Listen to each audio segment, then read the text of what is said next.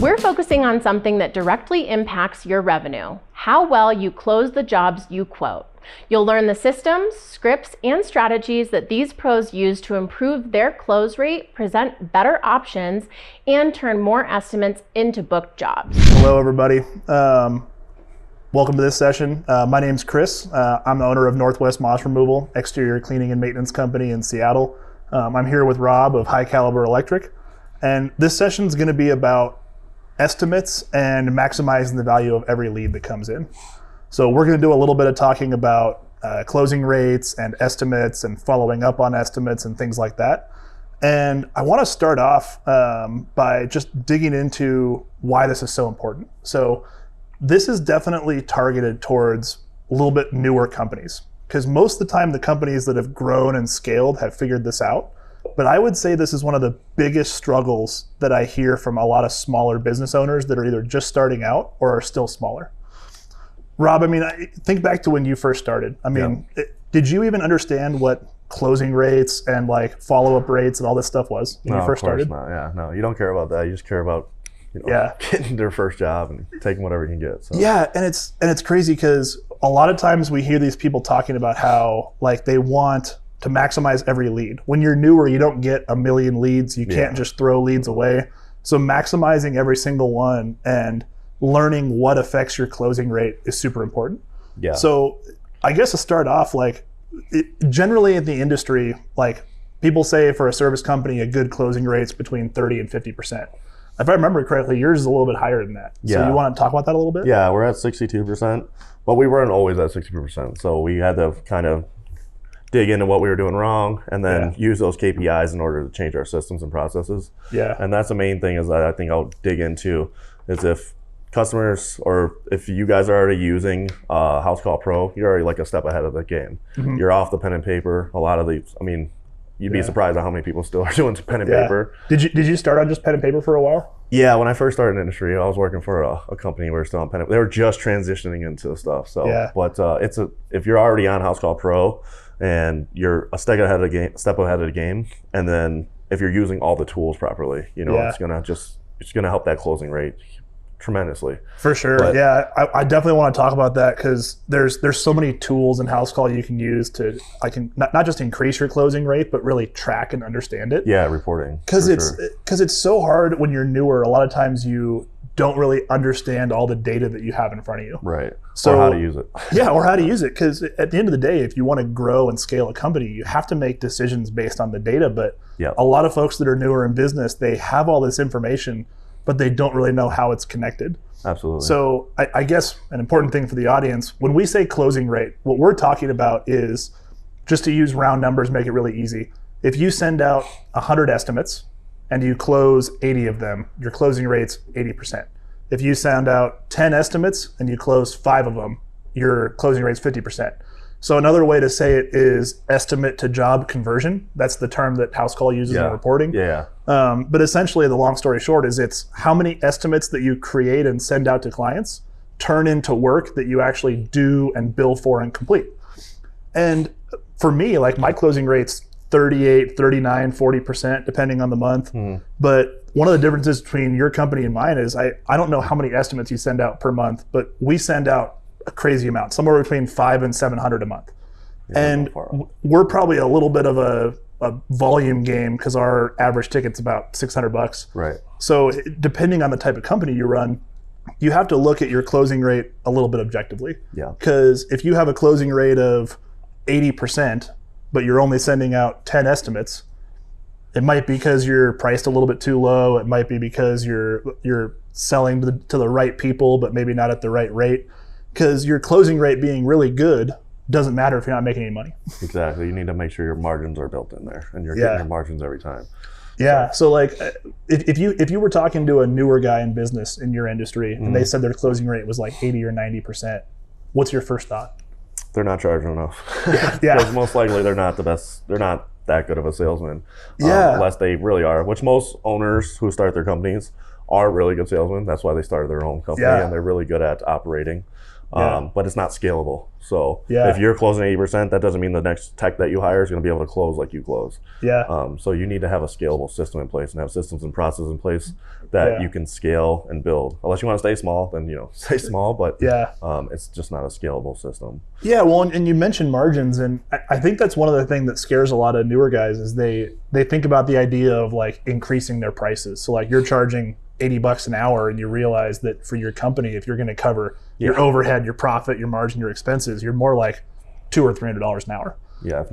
If not more. And when you think about that, the fear is that your closing rate's going to go into the toilet because you're going to send those estimates to people, and they're going to say, "Holy crap, I can't afford this." So talk to me a little bit about some of the ways that you work around that. I know that you need to focus. Sorry. Oh, no, you're good. I know that you use like tiered options, and you have people that go on site to do sales. So like, talk to the audience about like how you structure your estimates so that you can charge what you need to charge, but still keep that closing rate high. So it starts more than just structuring the estimates one way. You got to start with building trust with your customer, and that starts with your CSR picking up the phone and having empathy towards the customer, and you're asking the right questions. You're letting them, you're informing them, you're building value with the customer. Because if you're asking for higher prices, you need to be given higher value, and you need to explain to the customer why that they should be giving you these prices. So branding is a huge thing as well, just because it's a subliminal message that's hitting the customer. If you're selling direct mailers, you're hitting them there. So that's all building trust with your customer. If they see you on Facebook ads or Instagram ads and you're doing local service ads, you gotta, and you can't start there right away, but even just going out into the community, shaking hands, kissing babies, whatever you want to call it. It starts there, and then you start building. If you start your company with systems and processes already in place, you're ahead of the game, and then you don't have to build these out. So you want to have a sales system or a service system, as we call it, which we can walk into that a little bit as well and how that works. And I know that me and Kent talked about that earlier today in another session where like branding is so important because having branding is different than advertising, because branding really helps you build trust. And I think that when we're talking about estimates, when you walk in the door and you're in a wrap truck with a uniform on, with clean cut employees, with a solid like way to present the estimate. And like, I know we were talking before this about how you use the sales proposal tool and house call, and like an option where customers can really see what you're actually offering and see that value. And you have that trust built by being a reputable company with a good online presence, with a good brand, is so important. Because I mean, if you have two contractors that show up to your house to give you an estimate, and one's driving a beat up 1990 Chevy truck with their shirt halfway untucked and smells like cigarettes and hands you a paper estimate, and then the second person shows up in a polo shirt and a clean truck with an iPad and shows you the options. It's crazy that you can have two people show an estimate for the exact same price, but one of them brings so much more value. Because they trust you. It's not just the price for a lot of people. I think a lot of contractors make that mistake of thinking that the way they win estimates is by beating their competitors in price. And that's it hurts us all. It's a race to the bottom that hurts the industry as a whole. So we need to set a standard of how you operate a trades company. Bringing value instead of just saying it's this many dollars for this much work. Because when you bring that value, bring that trust, and it goes into so many other things. I mean, like you mentioned before that like you have a guarantee on your work. And if two companies, one that looks really professional and one that isn't, if they both say they guarantee their work, it's not just that they have a guarantee, it's that the customer actually believes that guarantee means something. And also that you listen to your customers. So your job as a consultant, you need to understand your customer's problems. You need to know exactly what's valuable to them and what's not, because you might think one thing's value to a customer, but they're looking for a complete different thing. So it's best to, God gave you 2 ears and 1 mouth for a reason. So listen to your customer, listen to their issues, and then when you go to present your proposal, whether you have options or not, you can hit on those. Say, remember when you told me this and you were having this problem? So this is how we address that. And that builds, trust right there. And that you listen to them. And for the audience, one of the things that I always talk to people about that are newer in business is, I think there's this misconception that when you're an electrician or you're a plumber or you're an HVAC guy, you start a company, that people are like, oh, I'm a contractor, I do this and I get paid for it. But the reality is what you really are is a people company that happens to provide contracting and construction services. Because the reality is with almost any business, it starts with trust and it starts with the people. And you figure out what their problem is and you offer them a solution that then you get paid for. Absolutely. And I think a lot of guys forget that. They're like, oh, I'm the best plumber in my area. Doesn't matter whether my truck's wrapped or not. Yeah, but you could be the best plumber and people don't know about you. Yeah. You got to brand. Or even worse, you can be the best plumber ever, but you can be a jerk that cuts people off in traffic and flips people off at the hardware store, and it's just not very nice and polite. And you can very quickly find that it doesn't matter how good you are at your trade if your potential clients don't trust you. Yeah, absolutely. And that's the thing was like a lot of contractors be like, well, I don't know if I'm pricing right or how do I price my jobs right. It's going to be unique to each business. I mean, we don't know your overhead. We don't know your marketing spend. We don't know what you're paying your guys or how you have your bonus structure set up. So you have to sit down and figure out what margins you need to hit and what you're spending where. And that's how you come up with your pricing. As long as you have your margins right, your pricing is your pricing. There's no one to tell you like this is what you need to charge for the service. It's all up to industry standard pricing is a myth because it's the price for the work is what it takes to provide the value that your company brings, and that's what the client wants. Yep. Because at the end of the day, like it goes back to trust, like we've kind of hammered over and over, that if you can provide the value that client's looking for, I don't want to say it doesn't matter what it costs, but it matters a lot less. Of course, yeah. Price. People think that price is the number one thing. It's not. It's not. It's not at all. So yeah, it's whether 75-year-old Miss Smith that lives by herself trusts your technicians to be in their house. Absolutely. It's whether and that you're going to deliver on what you say. It's whether Mr. Jones believes that after you install that panel, that 3 years later, if there's a problem, you'll come back and fix it. Absolutely.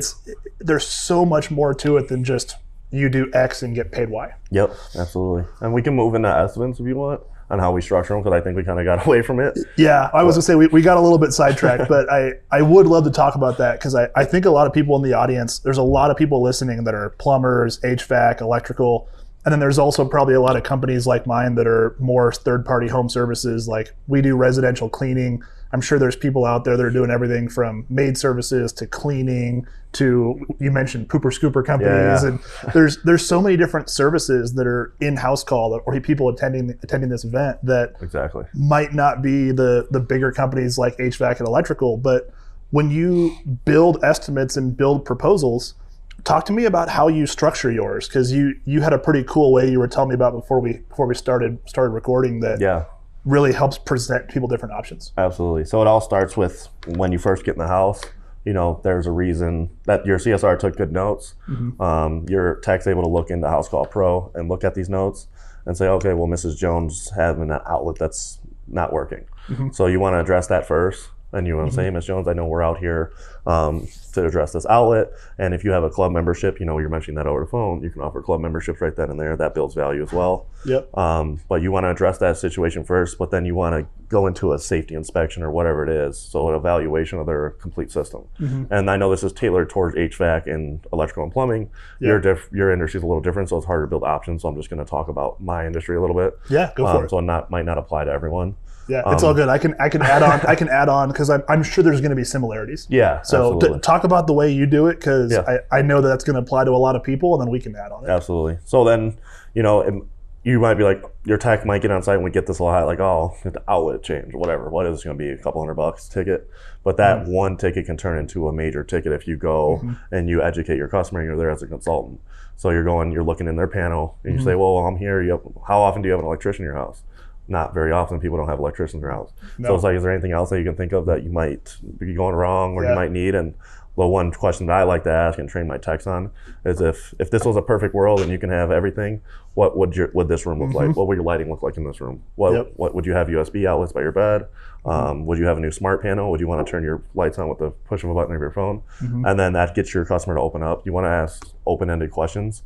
And just let your customer talk. This way, it gives you a lot to build options. Because a lot of techs' pushback that I hear is like, well, it's an outlet. How can I give them options? What am I going to give them? A different color outlet? It's like, no, you need to work the service system. We have a service system in place for a reason. Well, and they have to understand, like, sometimes it's hard for techs to see that, but like just as an example, how many times have you gone out for a service call that you think would be a couple $100 and it turns into a panel upgrade? All the time. Every day, I bet.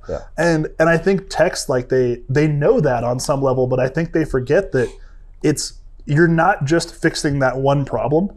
You're showing up as a expert in the field. You're the expert. They trust you. They asked you to come to your house, and you get there, and you're going to address that one little problem I talked about, but I mean, I'm speaking from not being an electrician, but I can imagine the number of times you show up to a house and you're like, okay, I'm here to change an outlet, and it's like, oh gosh, you have knob and tube wiring in your attic, your panels from 1964, like half your breakers don't work, like all kinds of other things. And when you do that sort of safety inspection and then you say, hey, this is potentially a fire hazard, this is potentially dangerous, in an ideal world, would we fix all this? Yeah. And it's crazy because I imagine those $300 service calls turn into $5,000, $10,000, $12,000 tickets, not all the time. Yeah. And that's the thing is like, the customer's never going to get mad at you for just being a consultant. Like if you just give them these options, they're not going to get mad at you. If you give them ultimatum, like, hey, $300 to fix the outlet, if you don't even go and look around the house or ask them questions, which you'll be amazed how many people just do. But that all goes back to management as well. You need to be investing in your team, investing in your technicians, training them properly. We have a training cadence that we go by, so our weekly trainings on upsells, and we ask our feedback from our techs, and we ask them, hey, where are you struggling? What's going wrong? Where do you see pushback on certain things? And then we train on that. We build a curriculum to train on that and how to overcome these objections and how to get higher average tickets, and ultimately just how do we take care of our customers better. So and talk to me a little bit specifically. You mentioned before that like when your technicians show up and they do that inspection, they walk through the house, that they present the customer with different options. So like using the sales proposal tool and house call or another tool, how do you use the sales proposal tool to show the client like the good, better, best, or whatever the terminology you use? Absolutely. So it starts with, like I said, being a consultant, obviously your last option is going to be that outlet that you came there for. But all the other stuff that Mrs. Jones talked about, like, oh yeah, I would like lighting in this room, or I would like, you educator, like this panel, you have a double tap breaker here, you have some corrosion going on your main lugs, whatever it may be. You can create options for that. And we like to start with the most expensive option and go down to what they just called us out for. So we like to go 4 to 6 options, number one being the most expensive, and we present it with financing, so we don't show that lump sum. We break it down into financing terms, so it's $196 per month, this option. Or the outlet can be, it's going to be really low, $2 a month or whatever. But they can also click right there if you're using a proposal tool and you're using WiseTac, which I use Goodly, but you can incorporate it with House Call Pro. It incorporates any type of financing service that you use. But that'll also help your sales as well. So you're sitting down, you turn the iPad to them, and you can put pictures in there. You can do templates. So House Call Pro makes it real easy in order to do the sales proposal tool. You slide the customer the iPad, and you just shut up, let them read it, and let them tell you what they want to do. Most likely, you'll be really surprised on how many are picking that middle to top option and not just that outlet, because they're like, well, I had an electrician in my house 2 years ago. I get this all the time. He never mentioned this. He's like, well, he didn't do his job right. So let me ask you about that, because I know there are people listening, talking to you. So I know there are people out there. There are guys that are running companies just like yours. They're like, well, why would I show up to a customer's house and show up for a $300 outlet change and offer them a $10,000 option? Because I know that there are people out there that are thinking that's crazy. Like, why would you do that? I hear it all the time. But I feel like what they're missing is that you're not hard selling people. You're giving them options and choices. So talk a little bit about that, because I know there are people out there that are thinking that, like, oh man, this guy's crazy. He's trying to sell somebody a $10,000 job when they call them for a $300 outlet change. And in the trades all the time, they're like, can you charge these prices? And listen, I only sell people or do things people need. And it's like, no, you sell people things people want. I sell things people want. Nobody needs even electricity. You want it. So I'm there if they're asking about it. It's my job to be a consultant and give them what they want.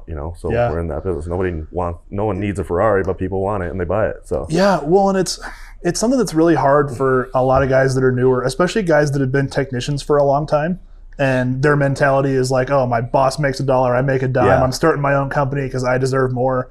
But I think they still have this mentality of like, I don't want to overcharge people. I don't want to charge like little old lady Miss Smith XYZ because I know she's on a fixed income. And they kind of forget that you're not giving an ultimatum. You're not saying like, hey, your house is going to burn down unless you give me $10,000. And you're basically saying like, hey, here's some things we talked about. Here's what we looked at. If you'd like to consider them, here's option 1, option 2, option 3, option 4. And I think people get that mixed up because they don't want to feel like a used car salesman. Yeah, I get that. And I totally understand that. But you have to, that's why as an owner or a manager or whatever position you're in, if you have techs under you, you need to train on that, and you need to be an open book to your techs and let them know this is why. Like every chance I get, I tell them why we charge what we charge. This is how we scale. This is how you guys can take care of your families. Everyone wins. When you charge more, the customer wins, the company wins, the employees win. And we show them that. And most people I ask all the time, it's like, I ask my techs, what comes first, the customer, the company, or the employee? And we get all types of different answers. But I always structure it as the company comes first, and then the customer, and then the employee. So if you take care of the company, you can take care of the customer, and you can take care of the employees. So once you give them that bigger picture and you explain why we charge what we charge and the opportunities it could create for them, and they deserve it. You know, they're out there in their hand, like working late nights. Some of these times these are crappy jobs sometimes. So we explain, but you got to set your pay up too to incentivize people to want to offer these things and work harder. So incentive pay or whatever you want to call it. Man, I talk to guys about that all the time, where I think that is like a gold nugget for those of you guys listening, that if you can figure out a way in your company to tie the success of the company to the success of your employees. If your employees can really buy into the fact that if I do X, the company wins, and if the company wins, the company takes better care of me. If you can make that connection where guys really understand, like, I want health insurance, I want newer trucks, I want better pay, I want a higher bonus check at the end of the quarter, whatever it is. And that also a step further goes into like you as the owner knowing what your employees actually care about. Because you have employees that all they want is more money. You have employees that care about work-life balance. You have employees that care about, I'll work 14 hours a day as long as I get my weekends off with my kids.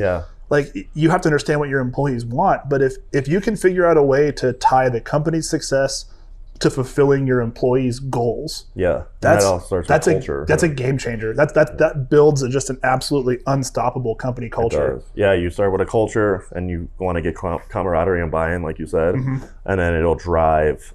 Like, if you do competitions and you show, like, we put stuff up on boards, who's selling what, who's doing what, it really drives that competition. And everyone wants to win, you know, so it just and we circle back to closing rates. Man, if you want to increase your closing rates for upsells and jobs in the field, man, if you have technicians that are bought into the company's mission and the company's success is directly benefiting them, it's crazy how well a well-trained, motivated technician can increase average ticket, increase closing rate, increase upsells. I mean, you as the owner can't be everywhere. Like, you always hear the term, like, nobody's going to work harder or sell better than the owner. But man, I disagree with that now. I do too, if you have good, well-trained, motivated technicians, well, we've got a little bit off track several times, because I think it's hard to not get off track on this topic, because the company as a whole is so influential on building trust and creating all this success and increasing your closing rate, increasing your estimate percentages. But one of the other things I want to talk about is I want to talk about some of the tools we use for following up with clients. I want to talk about some specific things that are kind of related to increasing conversion rate. And I also just want to talk about like increasing ticket size as well. We've talked about some of these things kind of in passing, but one of the things we talked about was how building trust and value reduces the likelihood that customers are going to be give objections to your price. Because obviously when you build that value and trust, you reduce the likelihood that they're focused on the money. For sure. But talk to me a little bit about how, when your techs are out on site, how do you deal with objections, like the classic ones of like, oh, I'll call you next week, or I got to talk to my spouse, or whatever it may be. So it's important that the techs know how to deal with objections, first of all, are comfortable in that situation. And then they need to just figure out what the objection is. So usually it's like one of three things. It's either the company, is that we didn't understand the customer and we're not presenting them the right option, or it's the price. And it's most of the times, like you said, it's not really the price. So you want you want them to ask, like, hey, well, it seems like we're the right company for you. Like, we have all the tools in the truck to get this done right now. Is it just the price that's like, so you got to figure out what the issue is and then deal with that objective. So if it's just the money, you know, usually financing helps with that. And we don't discount our services. A lot of people discount. We just build on the value. So we say, well, this is exactly what you called us out for, and I understand. And you can go in depth on where your pricing comes from. There's a lot of different tactics that you can use. I don't want to just give specifics because it's different for different industries. What I use might not work in your line of work. So. Well, and I want to touch on something you said, that a lot of times when people have an objection to price, I think people miss that and they just assume, oh, this person can't afford it or this person doesn't want to spend that much money. But if you peel back the onion, what it usually is that you haven't justified enough value for the client to see the need to spend that dollar. Right. And that goes back into everything we just talked about of building trust and building value. But a lot of times if you talk to clients and you say, hey, it seems like the price might be an issue. Can you tell me a little bit more about that? Yeah. Is this simply a situation where this is more than you can budget this month? Or is there something that we're missing or that we're not providing that you were looking for? Yeah. Tell me a little bit about how we can better serve you or better provide value. And there's lots of different questions to ask clients, but it all circles back to you have to justify the price that you're charging by providing the value they're looking for. And then that always helps with the options too. So if they're like, well, I can't, if it's just price, you're like, well, then we have these other options. That's why we built you these options. We don't want to push you an ultimatum. So we did build some great options for you. These are all great options.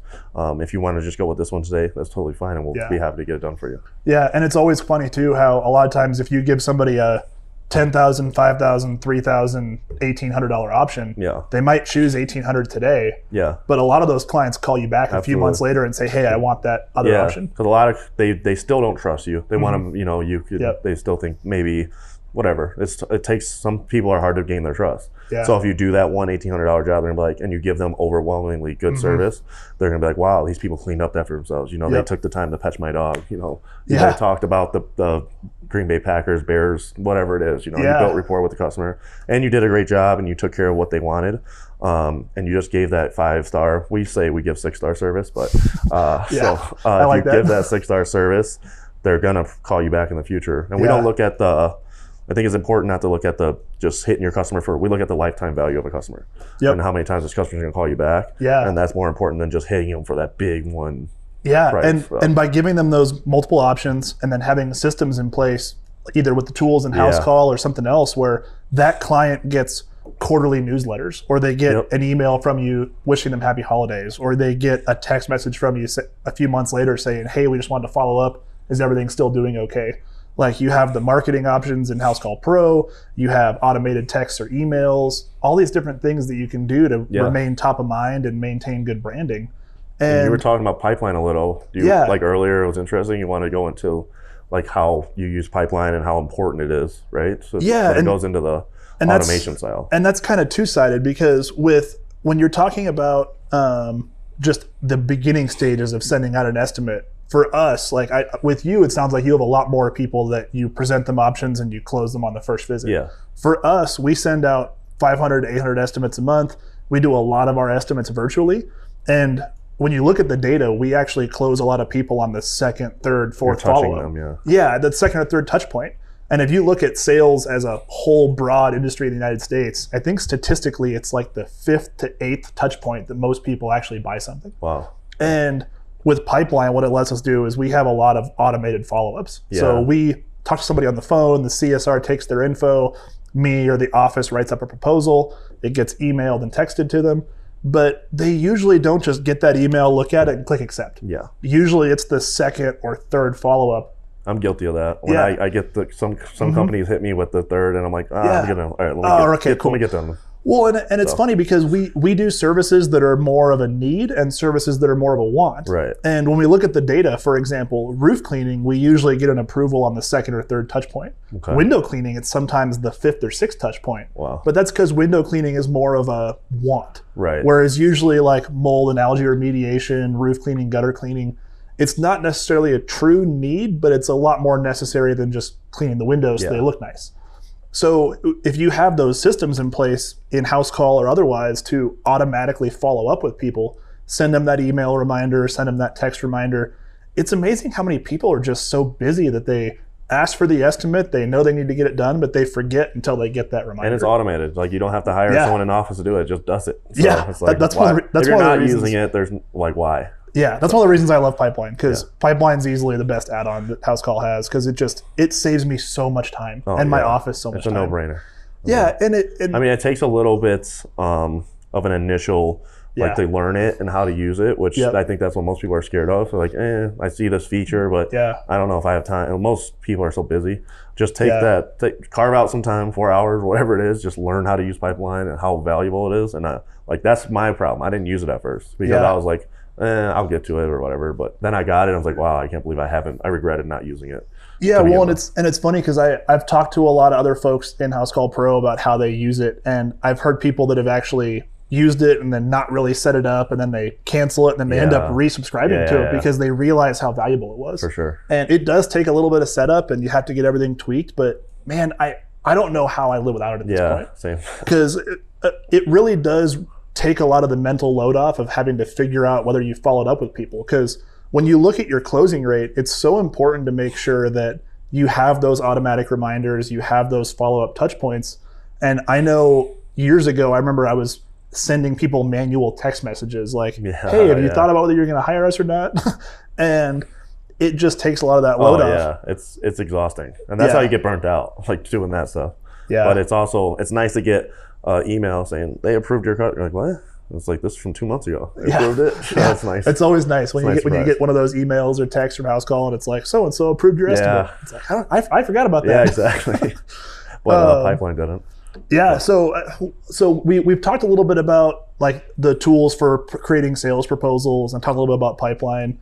House Call has some other great tools like e-signatures and stuff like that. But when you look at your whole estimate process, besides those kind of systems for creating options and those systems for making sure that you have a cohesive presentation, besides that and the follow-ups and reminders, what are some other things you feel like are the most important for making sure that you're keeping people in loop? Yes, that your techs are using the app right, so that they're sending that on the way message, that when they get there, they're hitting that arrived at the job, and then when they're done, they're hitting done. What that does is give you reporting, and then give you job costing, and you can see how long your tech was on that job and how much you bid that job for. You get really granular on the reporting. Helps you make your estimates more accurate. It helps you scale the company on what you're doing wrong and make changes. So if you have that granular reporting, you can really get into the weeds on things and being like, okay, well, this is why this guy's struggling. But if they're not using that, it's just a bunch of data that's inaccurate. So. Well, we touched on that earlier about making data-driven decisions, and I think when we're creating estimates and proposals, I think part of that building trust, building value, and like creating that system is being confident in your price. And when we have that data to make sure that we're actually providing an accurate estimate, it naturally is going to make you a lot more confident when you hand somebody a proposal. You know that the cost is the cost because you have the data to support it. Absolutely. You're not just winging it or going off industry standard pricing when or you know your cost, what your boss charged before you quit 6 months ago. Exactly. I mean, you actually know what you're charging and why you're charging it. And when you look at the margin, you say, well, this is going to marketing and this is going to overhead, whatever you want to call it. People look at margins differently. But you know exactly where each portion of that price is going. And then you know what your bottom line is, your true bottom line. And then if you're not hitting that, you can make changes that are accurate. So.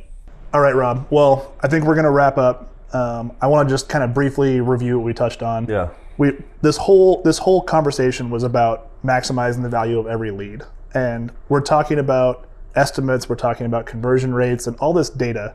And I think what the biggest takeaway for this is if you're going to have the ability to make good data-driven decisions when you're sending out estimates, sending out proposals, and you want to have a closing rate that reflects the margins that you want, the quality that you want, the closing rate number is important, but knowing whether the people that you're selling to are the right clients at the right price and the right margins is the most important thing.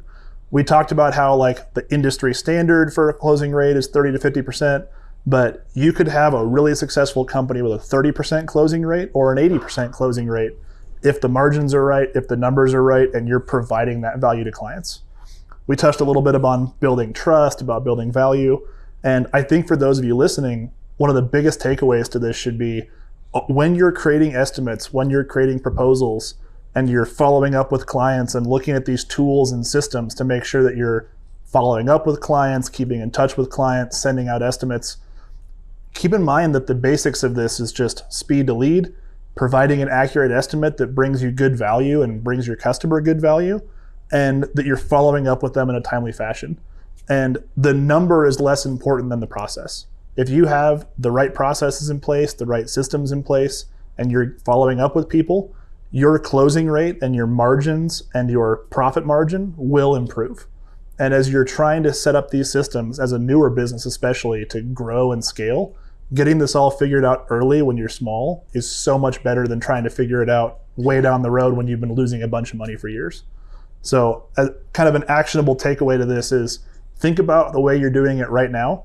Something I like to tell people is that whether or not you have a system in place, you have a system in place. Yeah. Because if you don't have something in writing or set in stone, the system is however you're doing it. And it might be that you're winging it and it happens to be working, but think about the way that you're doing your whole estimate process. Everything from when your rep or you pick up the phone all the way until you send out a review request after the job's done. Make sure that those systems actually make sense and reflect the values of your company and the value you're trying to provide to clients. And if you can do that, the little details will fall into place afterwards.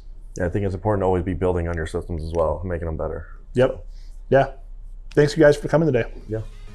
To get help improving your estimate process, setting up follow-ups, or exploring the tools that boost close rates, head to the breakout room. Our team and your fellow pros are there to support you.